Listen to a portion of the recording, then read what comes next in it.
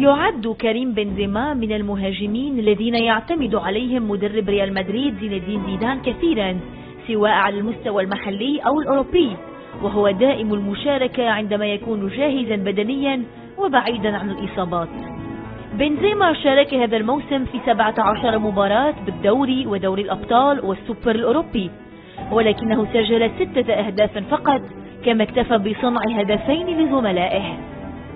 ويبقى السؤال: لماذا يصبر زيدان كثيرا على مواطنه بنزيما ويمنحه فرصا أكثر من تلك التي يمنحها للاعبين أكثر حيوية وشبابا بنفس مركزه، مثل العائد مجددا للملكي ألفارو موراتا وثنائي الصاعد بقوة الصاروخ ماركو أسينسيو وماريانو ميخيا؟